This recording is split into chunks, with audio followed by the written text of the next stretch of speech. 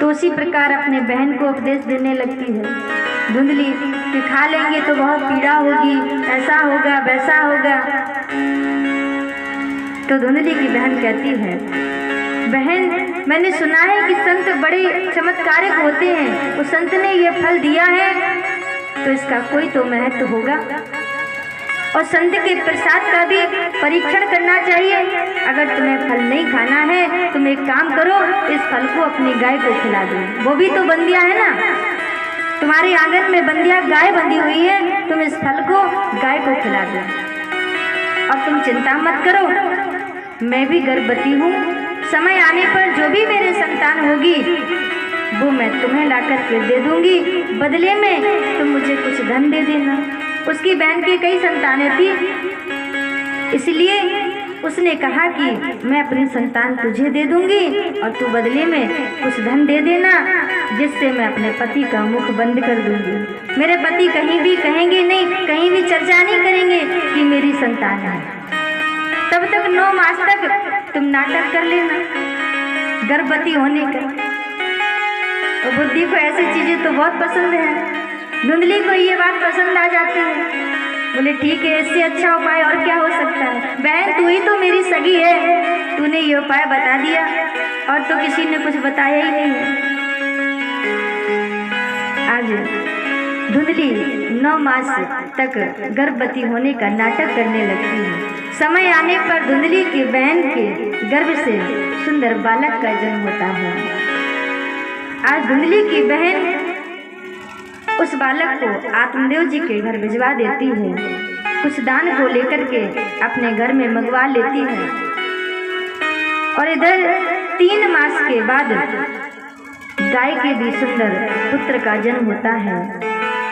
उसके कान जो हैं वो गौ के समान होते हैं। जहाँ पर आत्मदेव जी के यहाँ एक भी संतान नहीं थी, वहाँ पर आत्मदेव जी के यहाँ 2-2 संतानें होती हैं।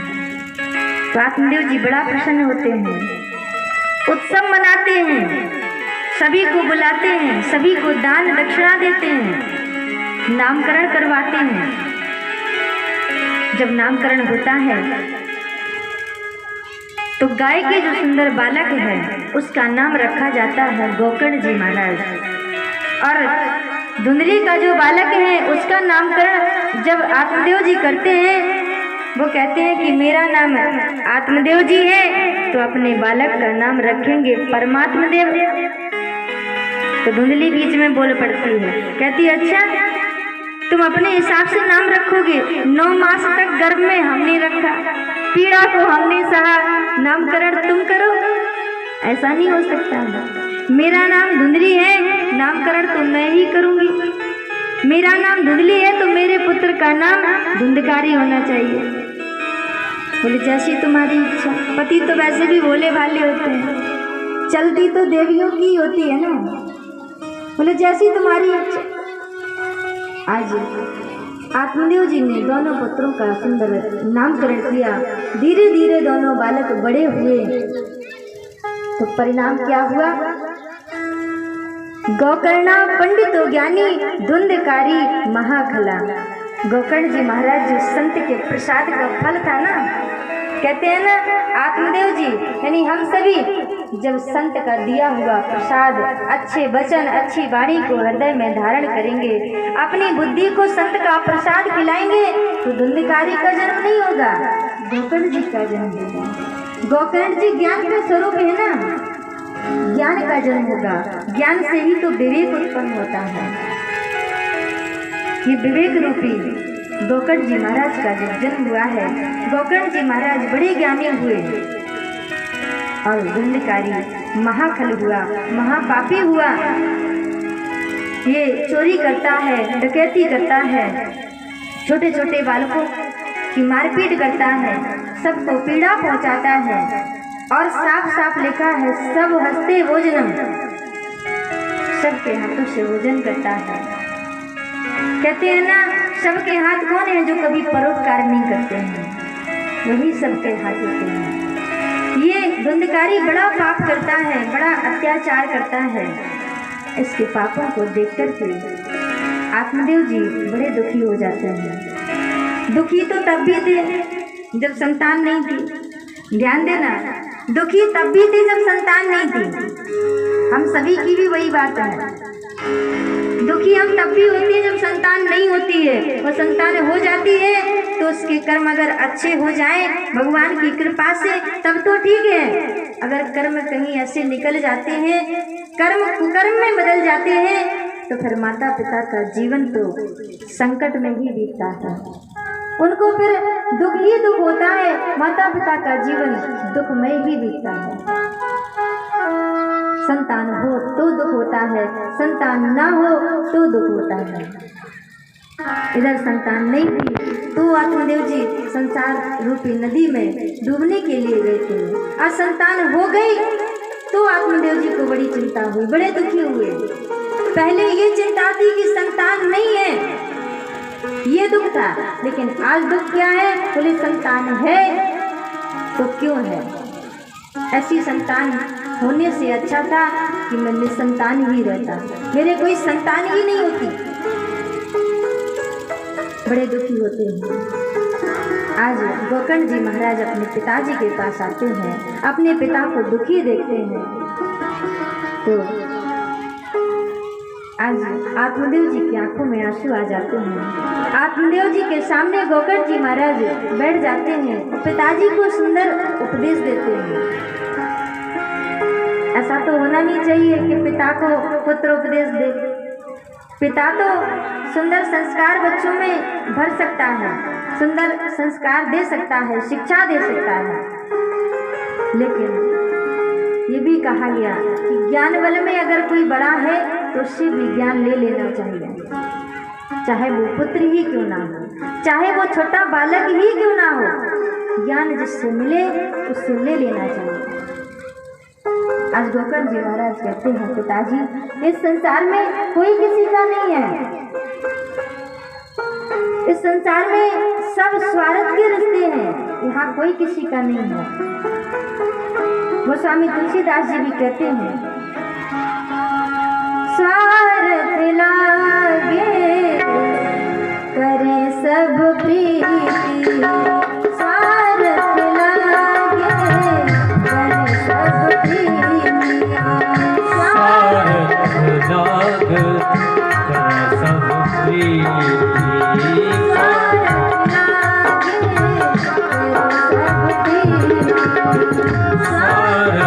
लाग करे सब प्रीति, स्वार्थ लाग करे सब प्रीति, स्वार्थ लाग करे सब प्रीति,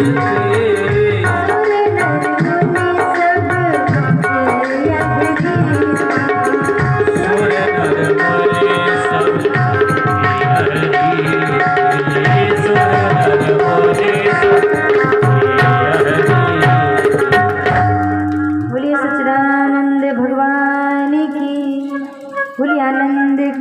भगवान की। आज गोकर्ण जी महाराज कहते हैं, पिताजी इस संसार में कोई किसी का नहीं है, आया है सो जाएगा, राजा रंग के फकीर, और कोई सिंहासन चढ़ चला तो कोई बंधा जंजीर। ये तो संसार का नियम है। यहाँ पर स्वार्थ लाग करें सब प्रीति, और सुर नर मुनि सबके यही रहते। ऐसा नहीं सुर माने देवता, सुर नर यानी मानव और मुनि सबके यह रीति स्वार्थ सिद्ध करने के लिए यहाँ पर संसार में व्यक्ति कुछ भी करता है, तुरंत सगा हो जाएगा, और जब अपना मतलब बना तो पराया हो जाएगा, पराया नहीं हो जाएगा तो तुम्हें ही पराया कर देगा। ये संसार के नियम है। स्वार्थ लाग करे सब प्रीति। जब तक स्वार्थ सिद्ध होता है तब तक व्यक्ति अपना होता है, तब तक ऐसे लगता है कि अब इसके सिवा तो मेरा कोई है ही नहीं। लेकिन स्वार्थ सिद्ध होते ही वो अपना रंग बदल लेता है। ये संसार का नियम है। यहाँ पर पिताजी कोई किसी का नहीं है, यहाँ व्यक्ति अकेला आया है और अकेला ही जाना है। और जब जब जन्म होता है बालक का तो पिताजी कोई नहीं जानता है कि आप मेरे पिता हैं। जन्म होने से पहले जब जीव गर्भ में होता है ना, ध्यान से सुनना, जब जीव गर्भ में होता है तब उसे ये बोध भी नहीं होता है कि हम कौन हैं, हम कहाँ से आए हैं, क्या करने आए हैं। बालक को कुछ भी बोध नहीं होता है, लेकिन गर्भ में सब कुछ याद होता है कि मैं कौन हूँ, क्या हूँ। और गर्भ में जब तक बालक रहता है तब तक गर्भ में भगवान का दर्शन करता है, प्रतिदिन भगवान का दर्शन होता है, प्रतिदिन गर्भ में भगवान ही उस बालक को पालते हैं, उसका पालन करते हैं। प्रतिदिन गर्भ में बालक भगवान का दर्शन करता है और प्रार्थना करता है। हम सभी प्रार्थना करते हैं गर्भ के अंदर कि हे प्रभु, इस नरक से मुझे बाहर निकालो, इसमें मुझे बड़ी पीड़ा हो रही है। क्यों? माता कभी गर्म पदार्थ का सेवन करती है, कभी तीखे पदार्थ का सेवन करती है, कहीं कुछ खाती है, कहीं कुछ खाती है, सब बालक पर पड़ता है, प्रहार सा होता है, बड़ी पीड़ा होती है। तो हम सब विनती करते हैं, प्रभु हमें इस गर्भ से बाहर निकालो। और जब हम इस गर्भ से बाहर निकल जाएंगे तो हे प्रभु, आपकी भक्ति करेंगे, आपका भजन करेंगे, आपको याद करेंगे, आपको कभी भूलेंगे नहीं। लेकिन सूत जी महाराज कहते हैं, यहाँ पर सनकादिक ऋषि कहते हैं, और यहाँ पर गोकर्ण जी महाराज पिताजी से कहते हैं, क्या कहते हैं? बोले जैसे ही जीव जन्म लेता है ना, प्रसव की जैसे पीड़ा होती है, जन्म होने का जैसी समय आता है बालक का, पीड़ा होती है, दर्द होता है, तो उस पीड़ा से व्यक्ति जो बालक है माता के गर्भ के अंदर, वो बालक प्रसव की पीड़ा के कारण सब कुछ भूल जाता है। जैसे ही पृथ्वी पर गिरता है तो वो अबोध हो जाता है, उसे कोई बोध नहीं रह जाता है, उसे कोई ज्ञान नहीं रहता है। क्यों? क्योंकि प्रसव की पीड़ा के कारण वो ज्ञान नष्ट हो जाता है, शून्य हो जाता है। और फिर बालक जब धीरे धीरे बड़ा होता है तो उसे बोध कराया जाता है। जो बोध होता है वो बोध नहीं होता है। बालक जब बड़ा होता है तो वो बोध नहीं होता है, फिर उसको हम सब बोध कराते हैं। धीरे धीरे जब बालक बड़ा होता है तो उसको बताया जाता है, बेटा ये तुम्हारे पिताजी हैं, ये तुम्हारे माताजी हैं, ये तुम्हारे भाई हैं, बंधु हैं। उसको फिर पुनः बोध कराया जाता है। और जहाँ संसार का बोध हो जाता है बालक को, व्यक्ति विशेष को जब संसार के बारे में जानकारी हो जाती है तो उसको वही लगता है कि यही सत्य है। बाकी जो सत्य है सत्य को भूल जाता है, और जो सत्य नहीं है उसको याद रखता है। यही सबसे बड़ी विडंबना है। बोले सत्य तो परमात्मा है, पिताजी परमात्मा का भजन करो। गोकर्ण जी महाराज बड़ा सुंदर उपदेश देते हैं, इसमें ज्ञान ही ज्ञान भरा हुआ है। गोकर्ण जी महाराज कहते हैं, असारा खल संसार दुख रूपी विमोह का, सुता कश्य धनम कश्य स्नेह ज्वलते निशम।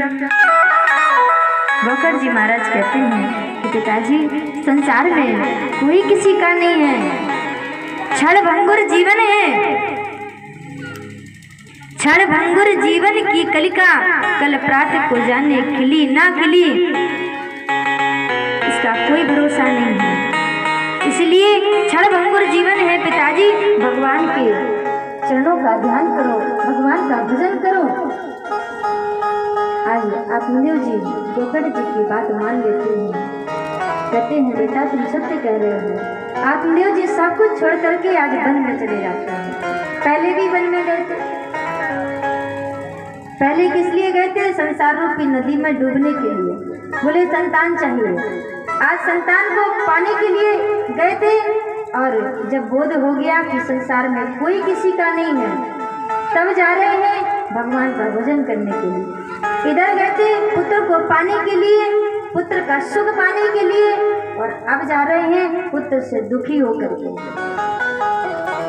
जब व्यक्ति दुखी हो जाता है, जीवन से थक जाता है, हार जाता है, तब भगवान को याद करता है। जब तक सुख रहते हैं संसार के तब तक भगवान याद नहीं आते हैं। आज आत्मदेव जी महाराज अपने घर का त्याग करके वन में जाते हैं। वहाँ पर भागवत के 10वें स्कंद का पाठ करते हुए भगवान के परम पद को प्राप्त होते हैं।